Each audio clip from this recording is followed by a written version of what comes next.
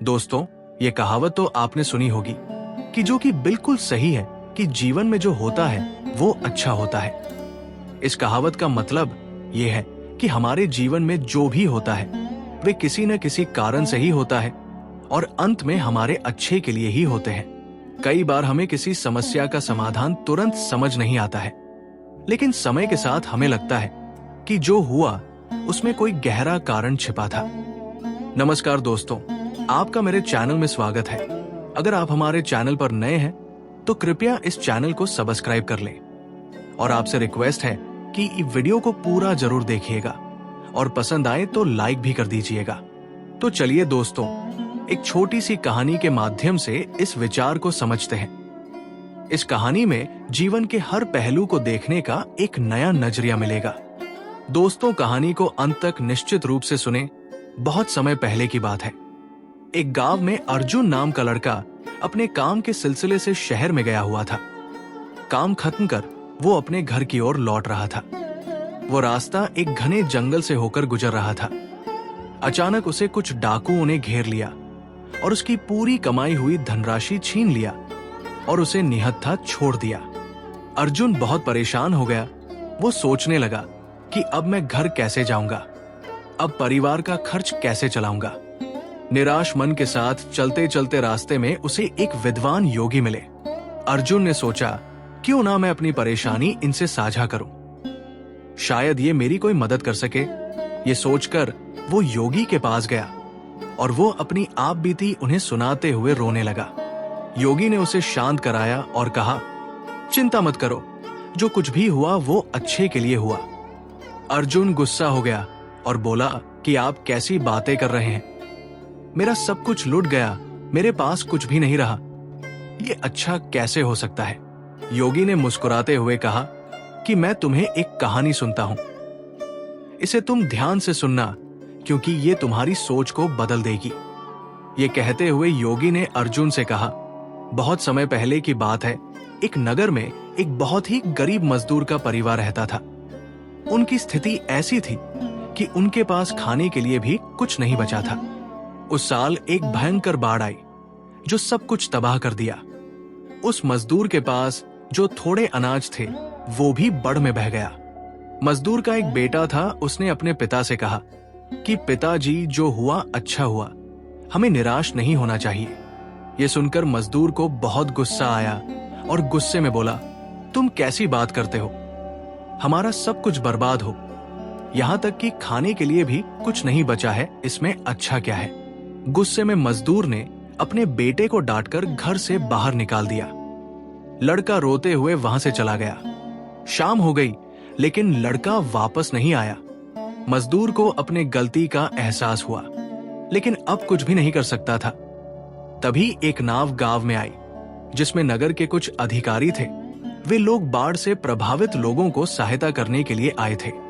मजदूर की पत्नी ने कहा कि देखिए, आपका बेटा सही कह रहा था, इन लोगों ने हमें बचा लिया, जो हुआ अच्छा ही हुआ। मजदूर गुस्से में आकर जवाब दिया, तुम्हारा दिमाग खराब हो गया है, इसमें अच्छा कुछ भी नहीं है, इनका तो कम ही हमें बचाना है। हमारे अब भी ना घर है ना खाने के लिए कोई भोजन, ये कैसे अच्छी बात है। पत्नी ने कहा, चिंता मत करो, पैसा नहीं है तो क्या हुआ, कोई और समाधान निकालिए। मजदूर ने कहा कि बात पैसों का नहीं है, हमारे घर में एक पोटली थी जिसमें बहुत सी चीजें थी, वो भी बाढ़ में बह गई, अब मेरे पास कुछ भी नहीं बचा। पत्नी ने पूछा कि ऐसा क्या था उस पोटली में। मजदूर ने कहा, अब जब वो पोटली ही नहीं है तो इसका क्या मतलब है। समय बीतता गया। मजदूर ने लोगों से मदद मांगकर किसी तरह जीवन यापन करना शुरू कर दिया, लेकिन इस तरह से जीवन चलाना आसान नहीं था। उस साल खेत में भी फसल अच्छी नहीं हुई। वो बेहद परेशान था।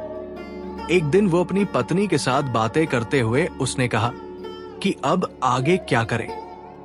पत्नी ने सुझाव दिया कि आप नगर में जाकर कोई काम की तलाश क्यों नहीं कर लेते। थोड़े समय के लिए कोई भी काम करके धन कमाया जा सकता है। मैं भी बगल के घरों में जाकर काम करके थोड़ा बहुत सहयोग करूंगी। मजदूर को पत्नी की बात सही लगी। अगले दिन वो काम की तलाश में नगर गया। उसने हर गली में काम ढूंढा, लेकिन किसी ने उसे कोई काम नहीं दिया। अब वो चिंता के मारे परेशान होने लगा कि वो अपने परिवार का जीवन यापन कैसे करेगा। वो एक गरीब मजदूर था जिसके पास घर नहीं था। बाढ़ के बाद उसने किसी तरह घास फूस से छोटा सा घर बना लिया था। एक दिन वह अपने खेत की फसलों को देखकर चिंतित हो रहा था, क्योंकि इस साल फसल भी अच्छी नहीं हुई थी। उसने उदासी में कहा कि मेरा लड़का भी घर छोड़कर चला गया, मैं तो हर तरह से अनाथ हो गया हूं। उसकी पत्नी उसे फिर समझाने लगी, आप चिंता छोड़िए, बार बार कोशिश करें, काम कहीं ना कहीं मिल ही जाएगा। घर पर बैठकर रोने से कुछ नहीं होगा। उसकी बात गरीब मजदूर को सही लगी। अगले दिन वो काम की तलाश में नगर गया, लेकिन इस बार भी उसे कोई काम नहीं मिला। वो निराश होकर घर लौट ही रहा था कि रास्ते में उसे एक योगी मिले। योगी ने पूछा, तुम इतने परेशान क्यों हो? गरीब मजदूर ने अपनी सारी व्यथा सुनाई। बाढ़ में मेरा सब कुछ बह गया, खाने के लिए भी कुछ नहीं है, और मैंने गुस्से में अपने बेटे को भी घर से निकाल दिया और वो घर छोड़कर चला गया। योगी ने मुस्कुराते हुए कहा, जो हुआ अच्छा हुआ। ये सुनकर गरीब मजदूर को गुस्सा आ गया। उसने कहा, आप कैसे कह सकते हैं कि ये अच्छा हुआ? मेरा सब कुछ खत्म हो गया, मेरा बेटा भी घर छोड़कर चला गया, इसमें अच्छा क्या है? योगी ने शांत स्वर में कहा, सब्र रखो, समय आने पर तुम्हें हर सवाल का जवाब मिल जाएगा। जो कुछ होता है किसी ना किसी अच्छे कारण से ही होता है। योगी वहां से चले गए। गरीब मजदूर को यह सोचकर अफसोस हुआ कि योगी को देने के लिए उसके पास कुछ भी नहीं था। उस रात वो यही सोचता रहा कि कैसे जो कुछ हुआ वो अच्छे के लिए हो सकता है। अगले दिन फिर से वो काम की तलाश में नगर गया। इस बार उसकी किस्मत बदल गई। एक बड़े अधिकारी ने उसे अपने घर में काम पर रख लिया। अधिकारी ने कहा, तुम्हें रहने की परेशानी हो तो मेरे घर के पास का खाली मकान ले लो। गरीब मजदूर ने विनम्रता से मना कर दिया और कहा, आपका बहुत आभार है, मैं यही ठीक हूं। अधिकारी ने उसे अच्छी तनख्वाह पर काम पर रख ली। गरीब मजदूर और उसकी पत्नी अब बेहद खुश थे। एक रात दरवाजे पर किसी ने दस्तक दी।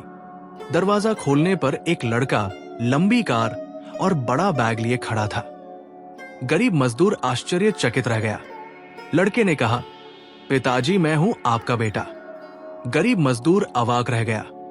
लड़के ने बताया, मैं काम की तलाश में नगर गया था, वहां मुझे व्यापार का मौका मिला और उसमें मुझे बहुत मुनाफा हुआ।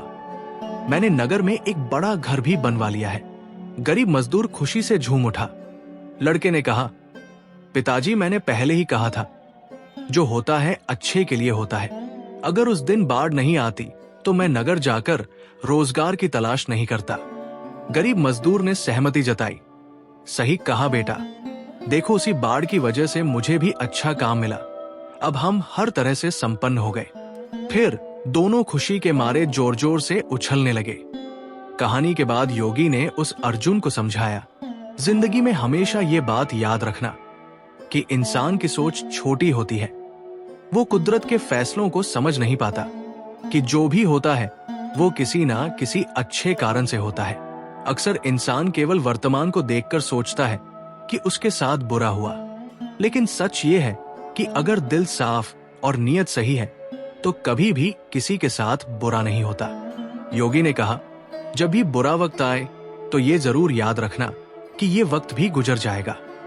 समय कितना भी कठिन क्यों ना हो, मुसीबतों का पहाड़ क्यों ना टूटे, एक ना एक दिन सब ठीक हो ही जाता है। वो कठिन समय इंसान को मजबूत बनाता है। ये सुनकर अर्जुन ने कहा, ये सब तो ठीक है, लेकिन मेरे साथ तो बहुत बुरा हुआ। मेरा सारा सामान चोरी हो गया, इसमें भला अच्छा क्या हो सकता है? अब मैं खाली हाथ घर कैसे जाऊंगा?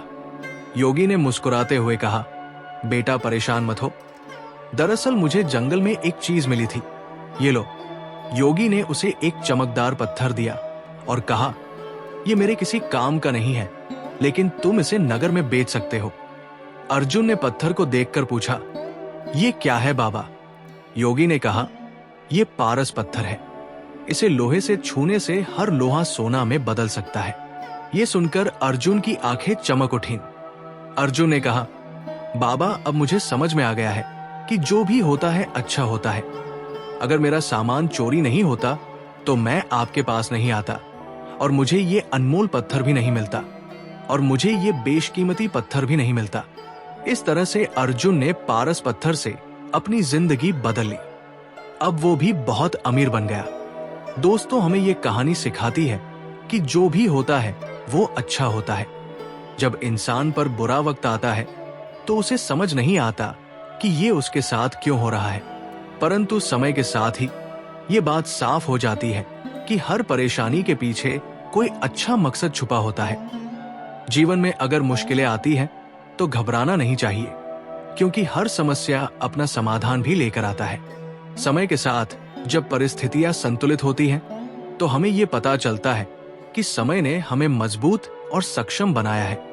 इसलिए हमेशा धैर्य रखें, अपनी मेहनत और सही इरादों पर भरोसा बनाए रखें। जीवन की हर घटना के साथ एक नई सीख मिलती है। अच्छे समय की कद्र और बुरे वक्त में धैर्य हमें जीवन का सही अर्थ बताता है। बस हमें सकारात्मक रहकर कम करना चाहिए। दोस्तों, उम्मीद है आपको आज की कहानी पसंद आई होगी। अगर कहानी अच्छी लगी हो तो लाइक और शेयर करें, और चैनल को सब्सक्राइब जरूर करें। कहानी को अंत तक देखने के लिए आपका बहुत बहुत धन्यवाद।